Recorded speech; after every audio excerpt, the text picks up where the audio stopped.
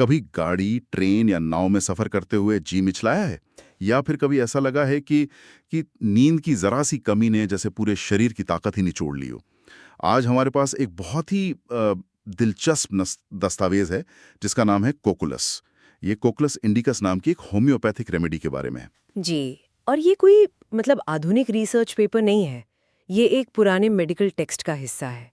इसका अंदाज, इसकी भाषा और जिस तरह से ये चीज़ों को देखता है वो आज के दौर से बहुत अलग है। ये हमें एक अलग ही दुनिया में ले जाता है। सही कहा। इसमें कुछ बातें तो इतनी हैरान करने वाली हैं कि उन पर यकीन करना थोड़ा मुश्किल लगता है। दस्तावेज में ये बताया गया है कि ये रेमेडी किन लोगों पर और किन लक्षणों में ज्यादा असर करती है।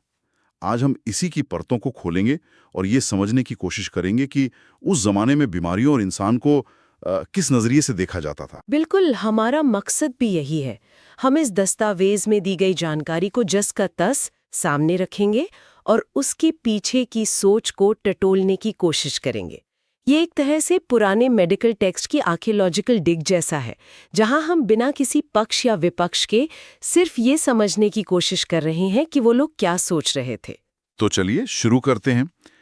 पहली बात जो ध्यान खींचती है वो थोड़ी चुकाने वाली है। इसमें लिखा है कि ये रेमेडी कुछ खास तरह के लोगों के लिए है और ये वर्गीकरण आज के हिसाब से बहुत अजीब है। इसमें लिखा है हल्के बालों और आंखों वाली महिलाओं और बच्चों के लिए। एक मिनट, बालों के रंग का बीमारी से क्या लेना देना हो सकता है? आज की नजरिए से तो इसका कोई वैज्ञानिक आधार नहीं लगता। ये एक बेहतरीन सवाल है। आज हमें ये बात बिल्कुल अवैज्ञानिक लगेगी, लेकिन ये उस दौर की चिकित्सा पद्धति की एक झलक देती है, जिसे कॉन्स्टिट्यूशनल प्रिस्क्राइबिंग कहते थे। उस समय ये माना जाता था कि व्यक्ति की शारीरिक बनावट, उसका कद, काठी, बालों और आंखों का रंग, उसके स्वभाव और बीमारियों के प्रति उसकी संवेदनशीलता से जुड़ा होता है। अच्छा। ये सिर्फ लक्षण देखने के बजाय पूरे व्यक्ति को एक इकाई के रूप में देखने का तरीका था। अच्छा, तो ये एक तरह का प्रोफाइलिंग था। लेकिन ये लिस्ट यहीं खत्म नहीं होती। इसमें अविवाहित और निसंतान महिलाओं का भी जिक्र है। और सबसे दिलचस्प हिस्सा है किताबी कीड़ों, बुकवर्म्स और संवेदनशील रोमांटिक लड़कियों के लिए जिनका मासिक धर्म अनियमित होता है। किताबी कीड़ों का जिक्र थोड़ा अजीब है ना? क्या इसका मतलब ये था कि ज्यादा पढ़ने से शरीर कमजोर हो जाता है, या फिर ये किसी खास तरह के स्वभाव की तरफ इशारा कर रहा था? हाँ, ये दूसरा वाला ज्यादा करीब है। उस दौर में माना जाता था कि ज्यादा मानसिक श्रम, खासकर रात में जागकर पढ़ना या गहरी चिंता करना, वो शरीर की वाइटल फोर्स या जीवन शक्ति को खत्म कर देता है।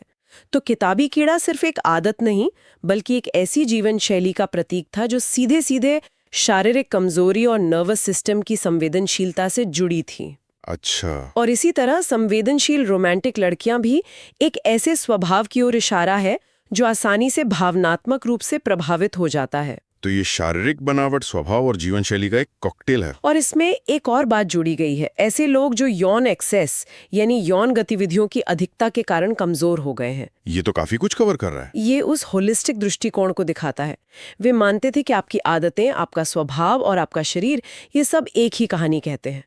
चलिए अब इसके सबसे जाने पहचाने लक्षणों पर आते हैं, जहां से शायद ज्यादातर लोग इसे जानते होंगे। हाँ, और यहाँ बात बहुत दिलचस्प हो जाती है।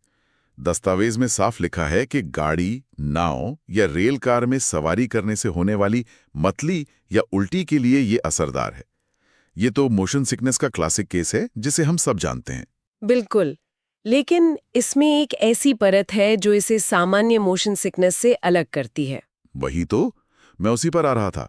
जो बात मुझे सबसे ज्यादा हैरान कर गई वो ये है कि चलती हुई नाव को देखने भर से भी ये समस्या हो सकती है। नहीं, ये कैसे हो सकता है? मतलब आप सफर भी नहीं कर रहे, आप बस किनारे पर खड़े होकर एक हिलती हुई नाव को देख रहे हैं और आपका जी मिचलाने लगता है। ये तो दिमाग का खेल लगता है, शरीर का नहीं। आपने बिल्कुल सही पकड़ा। यह दिखाता है कि समस्या सिर्फ शारीरिक हलचल से नहीं, बल्कि विजुअल स्टिम्युलस यानी आंखों से मिलने वाले संकेतों से भी जुड़ी हो सकती है। आज न्यूरोसाइंस हमें बताता है कि मोशन सिकनेस तब होती है जब हमारी आंखों से मिलने वाले सिग्नल और हमारे कान के अंदरूनी हिस्से से मिलने वाले सिग्नल मेल नहीं खाते। इस पुराने दस्तावेज ने उस समय इस जटिल दिमागी कनेक्शन को बहुत सटीकता से पकड़ लिया था, भले ही उनके पास इसकी वैज्ञानिक व्याख्या ना हो।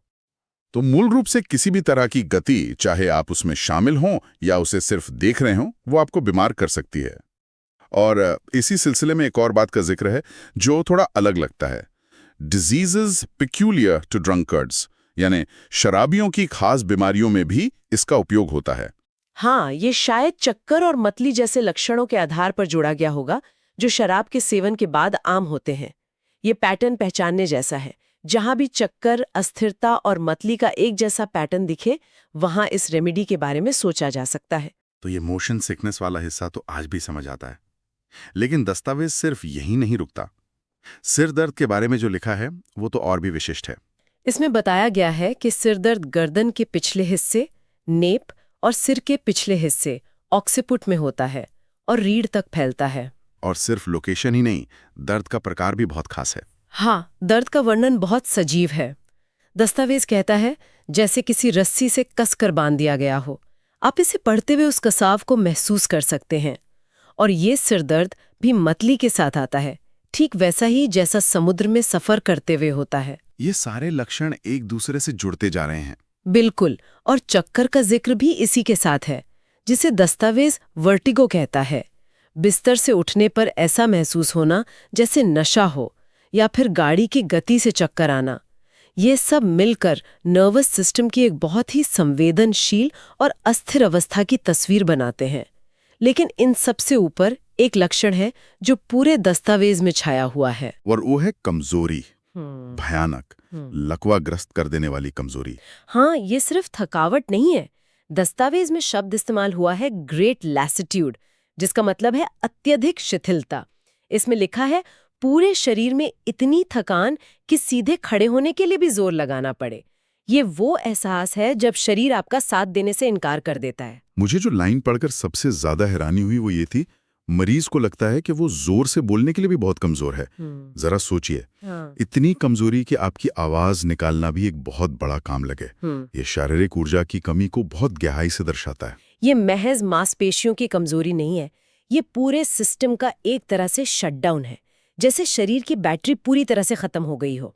और ये बैटरी खत्म होने का एक बहुत बड़ा कारण दस्तावेज में बताया गया है, जो आज की हमारी भागदौड़ भरी जिंदगी से सीधा ताल्लुक रखता है।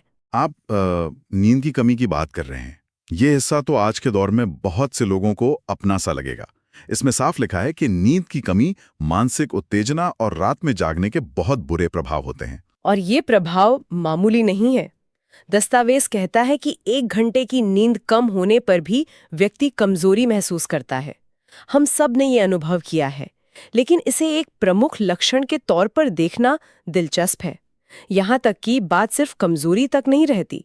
नींद की कमी के बाद ऐंठन या दौरे, मतलब कन्वर्जेंस पड़ने का भी जिक्र है। यानी नींद की कमी को नर्वस सिस्टम पर एक बड़े हमले की तरह देखा जा रहा है। ये तो बहुत गंभीर बात है। और इसी के साथ मानसिक स्थिति का भी जिक्र है, जो एक अजीब विरोधाभास पैदा करता है। कैसा विरोधाभास? एक तरफ तो शरीर इतना कमजोर है कि मरीज जोर से बोल भी नहीं सकता, और दूसरी तरफ उसका मन इतना चिड़चिड़ा है कि वो विरोध बर्दाश्त नहीं कर सकता, आसानी से नाराज हो जाता है और हर छोटी बात पर गुस्सा हो जाता है।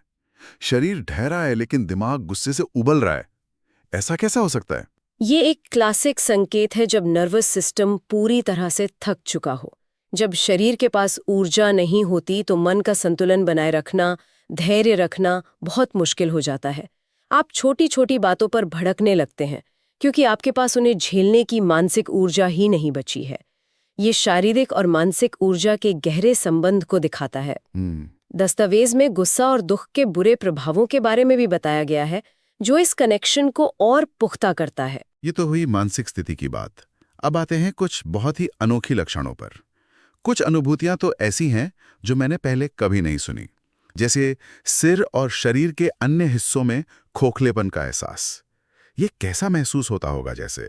जैसे अंदर से सब कुछ खाली हो गया हो। ये एक बहुत ही व्यक्तिपरक सब्जेक्टिव अनुभव है। इसे किसी एक्सरे या ब्लड टेस्ट में नहीं पकड़ा जा सकता, लेकिन ये मरीज की पीड़ा की गहराई को दिखाता है। उस समय की चिकित्सा पद्धति में मरीज जो महसूस कर रहा है उसी को सबसे बड़ा सच माना जाता था। ये अनुभव ही अपने आप में एक महत्वपूर्ण लक्षण था। एक और लक्षण है पेट से जुड़ा हुआ, जो किसी डरावनी कहानी जैसा लगता है। ऐसा महसूस होना जैसे हर हरकत पर तेज पत्थर एक दूसरे से कट और रगड़ रहे हों। ये कितना दर्दनाक होगा। ये सिर्फ पेट दर्द नहीं है, ये एक बहुत ही विशिष्ट और हिंसक अनुभूति है। यह अनुभूतियां, सेंसेशंस इसलिए महत्वपूर्ण है क्योंकि ये दिखाती हैं कि मरीज अपनी तकलीफ को कैसे महसूस और बयां कर रहा है। ये आज की चिकित्सा से थोड़ा अलग है, जहां हम अक्सर पूछते हैं दर्द 1 से 10 के स्केल पर कितना है। यहाँ दर्द की क्वालिटी, उसके प्रकार पर जोर दिया जा रहा है, और ये उस दौर के डॉक्टरों को सही रेमेडी तक पहुंचने में मदद करता था। और एक और बहुत ही अजीब बात, समय बहुत तेजी से बीतता हुआ महसूस होता है। ये तो पूरी तरह से एक मानसिक और दार्शनिक अनुभव है। इसे एक शारीरिक बीमारी के लक्षण के तौर पर देखना अपने आप में बहुत अनोखा है। हाँ, ये चेतना की परिवर्तित अवस्था, ऑल्टर्ड स्टेट ऑफ कॉन्शियसनेस की ओर इशारा करता है। जब कोई बहुत ज्यादा बीमार, कमजोर या थका हुआ होता है तो उसका समय का बोध बदल सकता है। इस दस्तावेज का इस सूक्ष्म बात पर ध्यान देना इसे और भी दिलचस्प बनाता है। ये सिर्फ शरीर के स्थूल लक्षणों को नहीं, बल्कि चेतना के स्तर पर होने वाले बदलावों को भी दर्ज कर रहा है। जैसा कि हमने शुरू में बात की थी, दस्तावेज में महिलाओं की समस्याओं पर खास जोर है। मासिक धर्म के दौरान वही अत्यधिक कमजोरी वाला लक्षण फिर से आता है। लिखा है, पैरों की कमजोरी के कारण मुश्किल से खड़ा हुआ जाए। ये सिर्फ पेट दर्द या ऐंठन की बात नहीं है, ये पूरे शरीर की ताकत खींच लेने वाली कमजोरी है। दस्तावेज इसकी तुलना एल्यूमिना और कार्बो एनिमलिस जैसी अन्य रेमेडीज से भी करता है, जो दिखाता है कि ये एक तुलनात्मक अध्ययन का हिस्सा है। ये सिर्फ लक्षण नहीं बता रहा, बल्कि मिलती जुलती दूसरी दवाइयों से इसका फर्क भी स्पष्ट कर रहा है, ताकि चिकित्सक सही चुनाव कर सकें। इसके अलावा मासिक धर्म की जगह या उसके बीच में ल्यूकोरिया होने का भी जिक्र है, जिसके रंग और प्रकार का भी वर्णन है, जैसे मांस का धुआं या खून जैसा। ये विवरण बहुत ही ग्राफिक और विशिष्ट हैं। अगर हम अब तक की बातचीत को एक बड़े परिप्रेक्ष्य में देखें, तो ये दस्तावेज एक ही रेमेडी को शरीर के अलग अलग सिस्टम्स पर काम करते हुए दिखाता है। हमने नर्वस सिस्टम, चक्कर, सिर दर्द, कमजोरी, गैस्ट्रोइंटेस्टाइनल सिस्टम, मतली, पेट दर्द, और अब रिप्रोडक्टिव सिस्टम यानी मासिक धर्म की समस्याओं पर इसके असर को देखा। ये उस समग्र दृष्टिकोण को फिर से साबित करता है। और एक दावा तो बहुत बड़ा है, इसमें अम्बिलिकल हर्निया को ठीक करने का भी दावा किया गया है, वो भी तब जब नक्स वोमिका जैसी एक और जानी मानी रेमेडी फेल हो गई हो। ये दिखाता है कि इसे कितनी शक्तिशाली रेमेडी के तौर पर देखा जा रहा था। हाँ, ये इसके प्रभाव की गहराई को दर्शाता है। अब एक आखिरी सवाल बचता है, ये सारी तकलीफें बढ़ती कब हैं? और ये लिस्ट भी उतनी ही दिलचस्प है। दस्तावेज में इसे एग्रेवेशन कहा गया है। तो इन सब लक्षणों को बढ़ाता क्या है? लिस्ट में है खाना, पीना, सोना, धूम्रपान करना, बात करना, गाड़ी में सवारी करना और जहाज का हिलना डुलना। 1 मिनट खाना, पीना, सोना, ये तो जिंदगी की बुनियादी जरूरतें हैं। बिल्कुल। मतलब लगभग हर आम गतिविधि से समस्या बढ़ रही है। और यही इस रेमेडी का सार है। ये दिखाता है कि व्यक्ति की अवस्था कितनी संवेदनशील, हाइपर सेंसिटिव हो चुकी है, जहां कोई भी बाहरी क्रिया या शरीर के अंदर जाने वाली कोई भी चीज उसकी तकलीफ को बढ़ा देती है। सोना, जो आमतौर पर शरीर को ठीक करता है, वो भी यहाँ लक्षणों को बढ़ा रहा है, जो बहुत ही असामान्य बात है। बात करना भी, जो कमजोरी हम पहले डिस्कस कर रहे थे कि बोलने की भी ताकत नहीं है, वो यहाँ फिर से पुख्ता होती है। यानी बात करने की कोशिश करने से ही हालत और बिगड़ जाती है। तो ऐसे में इंसान क्या करे? ये तो एक तरह से पूरी तरह से लाचार हो जाने वाली स्थिति है। बिल्कुल, ये एक ऐसी अवस्था है जहां पूरा सिस्टम किसी भी उत्तेजना को संभालने में असमर्थ है। वो बस पूरी तरह से शांत रहना चाहता है। और दस्तावेज इसकी तुलना इग्नेशिया और नक्स जैसी अन्य रेमेडीज से भी करता है, जो इस तरह के विश्लेषण का एक मानक तरीका है। ये दिखाता है कि ये कोई अलग थलग जानकारी नहीं है, बल्कि एक बड़े ज्ञान तंत्र का हिस्सा है। तो इस दस्तावेज की गहराइयों में उतरने के बाद हमने क्या समझा? कोक्यूलस इंडिकस को एक ऐसी रेमेडी के रूप में पेश किया गया है जो खास तौर पर उन संवेदनशील लोगों के लिए है जिनका नर्वस सिस्टम थक चुका है और जिनके लक्षण गति, नींद की कमी और मानसिक तनाव से बहुत ज्यादा बढ़ जाते हैं। इसमें मोशन सिकनेस से लेकर लकवाग्रस्त कर देने वाली कमजोरी और बहुत ही अजीबोगरीब शारीरिक अनुभूतियों तक का जिक्र है। हाँ, और ये दस्तावेज हमें एक पुरानी चिकित्सा पद्धति की सोच में झांकने का मौका देता है, जहां व्यक्ति के स्वभाव, उसकी शारीरिक बनावट और उसके मानसिक लक्षणों को बीमारी से अलग करके नहीं देखा जाता था। सब कुछ एक दूसरे से जुड़ा है। एक व्यक्ति जो संवेदनशील और किताबी कीड़ा है, उसे नींद की कमी ज्यादा प्रभावित करती है, और वही व्यक्ति गति को भी बर्दाश्त नहीं कर पाता। ये सब एक ही तस्वीर के अलग अलग हिस्से हैं।